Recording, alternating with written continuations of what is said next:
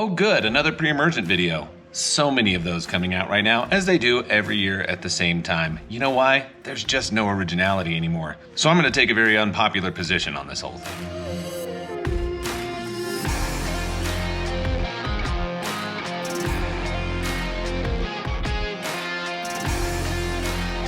See this? It's prodiamine. That's what you're hearing about over and over and over. Most widely used, it's everywhere, unless you're buying things off the box store shelf. Then you're gonna get into something else. I did a video about this last year, and you know what? We're gonna cut in a little bit of that footage just so you can see exactly what I'm talking about. But this right here, I sell tons and tons and tons and tons. I mean literal tons of this material out of my plant down in Georgia. It's extremely popular. Professional applicators put it out all the time. And you know what? Not everyone needs to do this.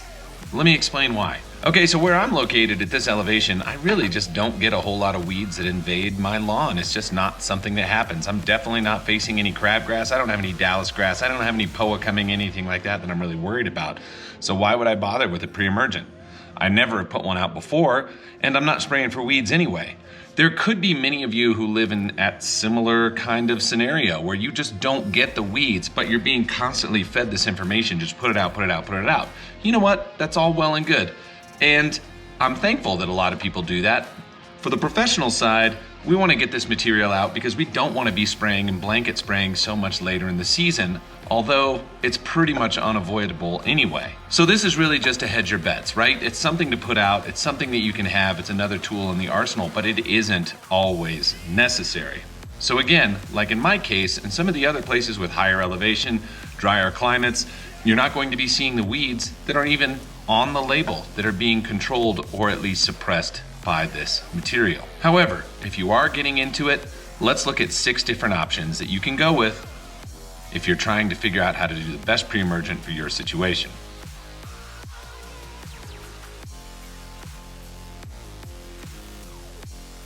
That is prodiamine. Now prodiamine is going to come in a liquid, it's going to come in coated on granular fertilizers or in a wettable sort of granule that you can put in, mix in backpacks and make it water soluble. That makes it very easy to apply. Prodiamine will not control already emerged weeds, and the target weeds that you're actually going on this to control are mainly going to be in the grass family. This is going after crabgrass primarily, annual bluegrass, goosegrass, spurge, things like that. That's really what's going to be on the label. So you're going to have a bit of a more minimal amount of weeds controlled with prodiamine and really not many in the way of broadleaf.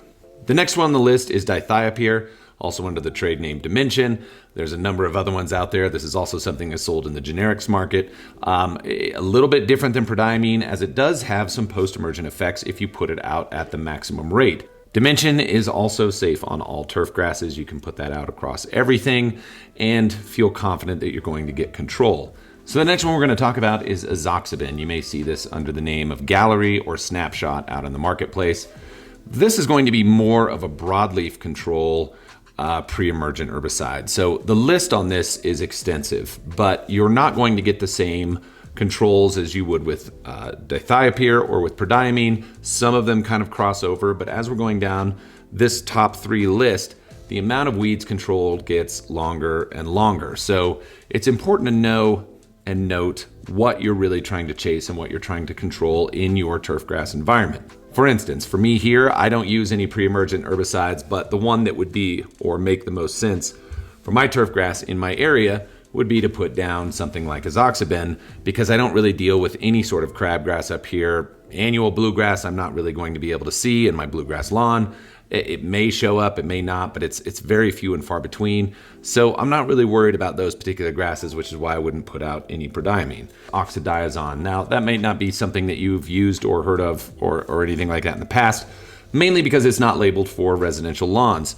This is a product that we used years and years ago professionally in flower beds on established bedding areas. And it works fantastic for those types of areas. If you're talking about anything that is not turf related, your flower beds, your sort of maybe open walkways, edges against houses, things like that. This is a great material for that because it controls a lot of weeds and anything else that, don't plan on seeding, don't plan on doing anything like that. You're going to get some wonderful control. So number 5 on the list is pendimethalin. Now you'll see this labeled on Halts, Scott's Halts crabgrass preventer. It is probably, could be the highest volume material put out by residential do-it-yourselfers just because it's easily available. You look at that blue bag, you see it says Halts crabgrass preventer, you get it.